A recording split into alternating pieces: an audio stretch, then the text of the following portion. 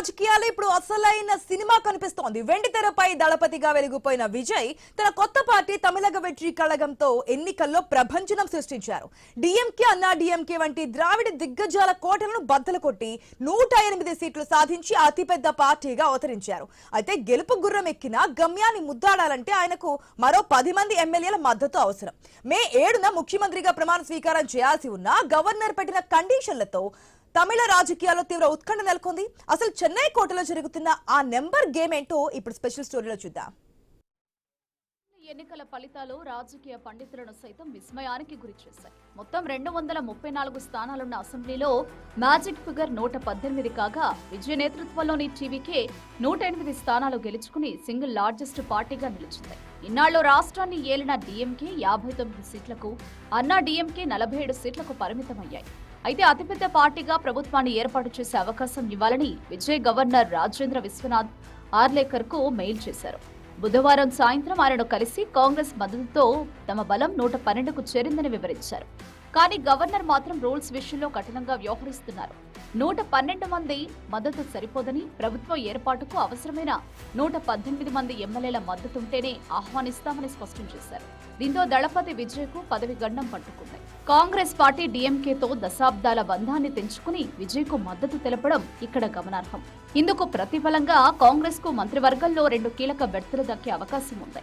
ఈ పరిణామంపై డీఎంకే నేత టీఆర్ బాలు తీవ్ర స్థాయిలో విరుచుకుపడ్డారు. కాంగ్రెస్ తమను వెన్నుపోటు పొడిచిందని మండిపడ్డారు. ఇక అసలు ట్విస్ట్ అన్నా డీఎంకేలో మొదలైంది.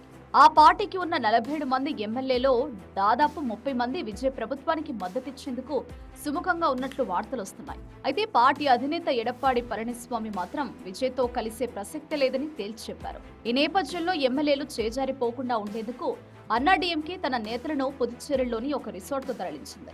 అటు విజయ్ కూడా తన ఎమ్మెల్యేలను మహాబలిపురంలోని రిసార్ట్ కు షిఫ్ట్ చేయడం చూస్తుంటే తమిళనాట మళ్లీ రిసార్ట్ పాలిటిక్స్ పీక్స్ కు చేరాయని అర్థమవుతోంది.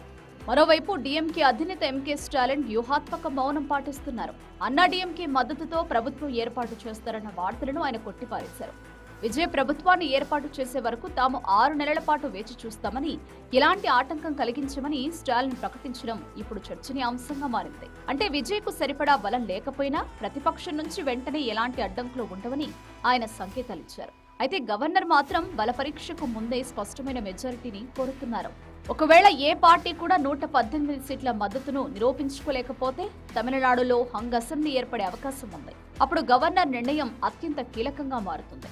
తగిన మెజారిటీ ఉన్న కూటమిని పిలవడం లేదా అతిపెద్ద పార్టీగా అవకాశం ఇచ్చే అసెంబ్లీలో బలాన్ని నిరూపించుకోమని చెప్పడం గవర్నర్ విచక్షణ అధికారంపై ఆధారపడి ఉంటుంది. ఒకవేళ అది కూడా సాధ్యం కాకపోతే రాష్ట్రం రాష్ట్రపతి పాలనలోకి వెళ్లే ప్రమాదం ఉంది. ఏదేమైనా వెండితెరపై అసాధ్యాలను సుసాధ్యం చేసే విజయ్ ఇప్పుడు రాజకీయ క్షేత్రంలో ఆ 10 మంది ఎమ్మెల్యేల మద్దతును ఎలా కూడగడతారో అన్నది $1 మిలియన్ ప్రశ్నగా మారింది.